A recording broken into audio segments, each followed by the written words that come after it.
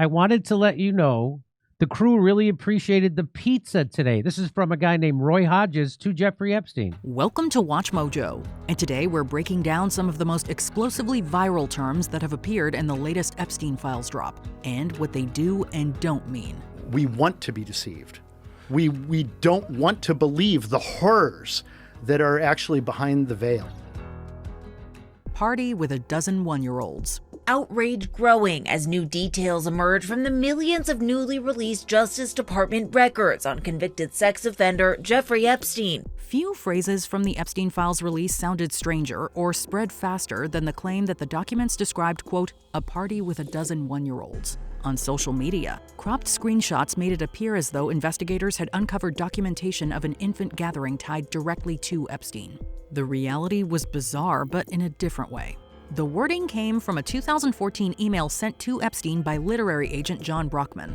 In the message, he described organizing a dinner party with, quote, a dozen beautiful girls, and in a separate thought, mentioned having recently attended a birthday celebration for one-year-olds. Online posts blended those unrelated lines together, transforming two separate references into one alarming scenario. What are you, class 3 sexual predator?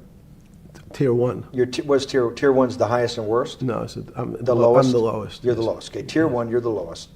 But a criminal. Yes. Snopes reviewed the full context and concluded that the viral claim misrepresented the email. There was no documented event involving toddlers at Epstein's home. Still, the odd juxtaposition of glamorous social language and a reference to infants was enough to ignite imaginations. The devil himself said, I'm going to exchange some dollars for your child's life. Do you think you're the devil himself? No, but I do have a good mirror. It's a serious question. Do you think you're the devil himself? I don't know. Why would you say that? Cream cheese. Now, another code word that's come up that people think is very creepy is cream cheese. This one is dark. All right, this is an r/conspiracy. We're going to join. Said, lol, I don't know if cream cheese and baby are on the same level. It's okay. There's still enough time today. I'm trying to schedule priming for 5:30. Fuel explosion for 9:45 p.m. We'll bring a new engine startup video. The phrase cream cheese began circulating after users highlighted an email included in released Epstein-related materials that mentioned, quote, cream cheese, alongside references to, quote, babies. In particular, an Epstein email stating that, quote, there are millions of babies, very little good vegetable cream cheese, raised eyebrows en masse. The viral interpretation suggested the pairing of those words could not be innocent. The milk needs baby juices mixed in to ferment the cheese, not like those expensive coffee beans that are pooped out by squirrels or some animal.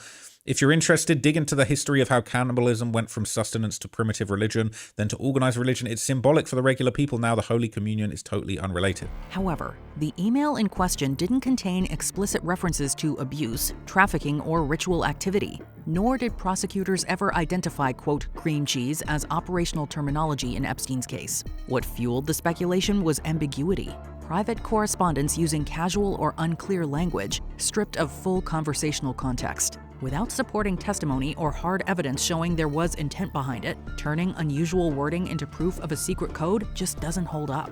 I'm going to be that guy, or does anyone else feel like this food code stuff is well poisoning? You didn't post the rest of the email where he mentions a specific deli to get veggie cream cheese. A morbid joke, sure, but I feel like they're trying to send us down the wrong rabbit holes. People saying, I agree with you, it's either well poisoning or delusional confirmation bias. This is clearly a discussion about being able to source vegetarian cream cheese, but the people who are starved for actual evidence are jumping to every conclusion they can. Pizza isn't even the most frequently mentioned food in the Epstein files, but more on that a bit later. Sushi appears more than 1,200 times. Pasta shows up over 400 times. Ice cream is referenced nearly 600 times. Those numbers have fueled speculation that food language must carry hidden meaning, but frequency alone does not establish a code. It establishes repetition. Another email read, this is better than a Chinese cookie, see attached. Let's go for pizza and grape soda again.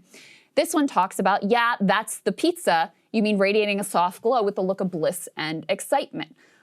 There's one more, I think, in this list as well.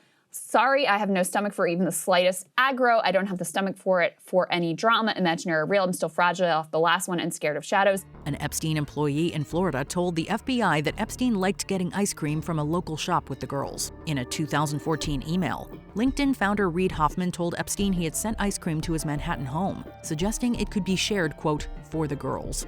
That same year, Epstein requested sushi and Oreo ice cream for a meeting with banker Ariane de Rothschild and Kissinger Associates executive Joshua Cooper Ramo. Quote, Oreo ice cream appears dozens of times in the files. Some blank redacted writes to Epstein, ice cream Oreo for blank for Paris. Should we send it with you to Palm Beach? So this blank is sending Oreo ice cream all the way to Palm Beach to Epstein so it could be sent for someone to Paris. Jerky. There's another one here. Have you seen the beef jerky mentions as well? There's an email here from Jeffrey Epstein. Someone else says, Francis has time to come tomorrow to show me how to make it. Jerky, anyone?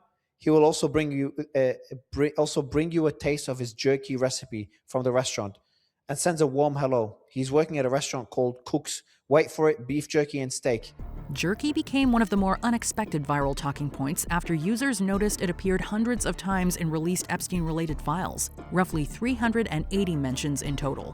One frequently cited example is a 2013 email from LinkedIn co-founder Reid Hoffman to Epstein, in which Hoffman wrote that, quote, beef jerky was one of, quote, many threads for our next call, alongside topics like, quote, planes, quote, charity, and, quote, mapping orthogonal dimensions. Another one here, Jeffrey Epstein sending it to Steve Hansen saying, hope you're feeling better. Did we analyze the beef? Did we analyze the jerky? Now there's talks about jerky, referencing human meat. It could be for scientific research, could be something else that's even sicker. Online theorists seized on the repetition of the word, with some suggesting it was coded language for cannibalism. However, the files also contain extensive jerky-related correspondence from chef Francis Derby, identified in the documents as Epstein's private cook. Time now for the fresh grocer, Tony Tantillo, and today it's Tony's Table. He's taking us to Cannibal Restaurant in Culver City. Francis Derby is the executive chef, and he's showing us how to make his special pork tostada. Derby suggested preparing, storing, and transporting large quantities of jerky to Little St. James, suggesting the volume of references reflects a dietary preference rather than encrypted messaging. Trump's calendar girls' parties. In a 2017 email to former Treasury Secretary Larry Summers, Epstein writing, I have met some very bad people, none as bad as Trump, not one decent cell in his body, so yes, dangerous. In a 2018 text to an unidentified person, Epstein writes, I am the one who can take him down. Donald Trump and Jeffrey Epstein moved in overlapping social circles during the 1990s and early 2000s, particularly in Palm Beach and New York. President Trump publicly acknowledged knowing Epstein and was quoted in a 2002 New York Magazine profile discussing him socially. In recent file releases, a document briefly posted and then removed by the Department of Justice referenced unverified allegations involving, quote, calendar girl parties at Mar-a-Lago. And instead of inviting hordes of people, instead of having a big long list of VIPs, Trump only invited one other human being to attend this party with him. So it's Trump, the women, and one other person. And that one other person was none other than Jeffrey Epstein himself. Reporting noted that the specific claim lacked supporting evidence and wasn't part of any criminal charge against Epstein. That didn't stop viral conspiracy theories from spreading like wildfire, largely owing to the DOJ's decision to take the document down without explanation. We knew that Donald Trump and Epstein were friends, right?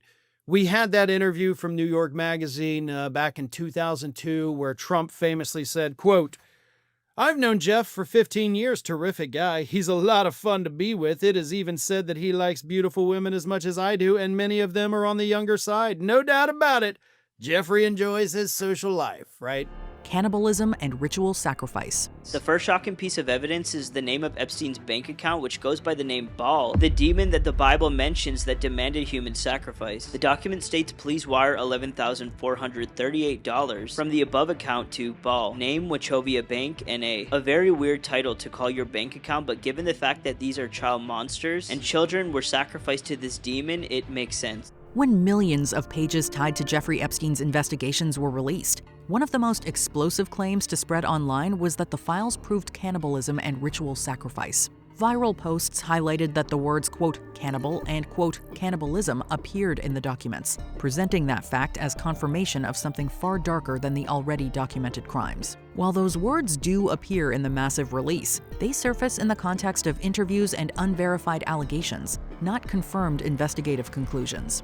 In particular, some of the claims stemmed from an anonymous account given to authorities that described extreme abuse, which included ritualistic elements. Stephen Colbert did a little skit on his show where, oh, here's a baby. I'm going to take this baby and I'm going to give it to Moloch. And he goes into like a cloudy red, furnace and hands the baby over. And he's, oh, the baby's going to be fine. And they make a joke about it and the audience laughs. Okay, we're all now conditioned to it. However, these statements were not corroborated with evidence, nor were they reflected in federal indictments. The presence of disturbing language in a sprawling investigative archive does not on its own establish proof of cannibalism or ritual murder. No, this is clearly a code. Well, that was the thing about Pizzagate. It's absolutely a code. And in fact, mundus vult decepi, ergo decepiatur. It's a long-known concept.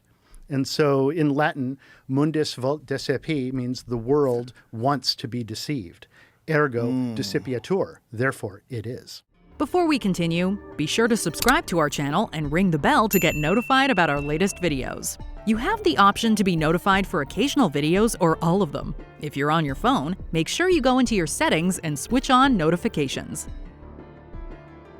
Pizza. I wanted to let you know the crew really appreciated the pizza today. Thank you for letting us do that. Oh, Roy and Stephanie. That's nice. Thanks for letting us do that? You mean eat pizza? Of course, that's not what that means. Pizza is obviously a code word for something. After the Department of Justice began releasing massive amounts of documents tied to Jeffrey Epstein's investigations, some social media users claimed the materials vindicated the long-debunked Pizzagate conspiracy. Now, with the latest drop of Epstein files, the topics around pizza in these Epstein emails have come up numerous times, hundreds of times, in fact. Their reasoning centered on one detail, the repeated appearance of the word pizza. To critics, the frequency itself felt suspicious. Why would that word show up so often in files connected to a convicted sex offender? And I think that's what we're really learning through the Epstein files, is that it's not just that Pizzagate is more than we had thought it was, but we're getting more insight into the communication and the way that these people interact with each other. In sprawling document releases that include emails, interviews, travel records, and casual correspondence, common words are bound to appear multiple times. What matters is context, and in the instances highlighted, quote, pizza referred to actual food, not encrypted communication. How many times was pizza mentioned in the latest batch of Epstein files? 911 times. That pizza Adults or pizza parties. talking about pizza. No indictment, court filing, or official investigative finding identifies pizza as trafficking code. The pattern may look strange at first glance, but the documents themselves do not support the leap from repetition to conspiracy. So so if you noticed that they were talking about pizza as a code word for something, or grape soda, they made it out to be crazy. Which keyword shocked you the most? Are there any we missed? Be sure to let us know in the comments.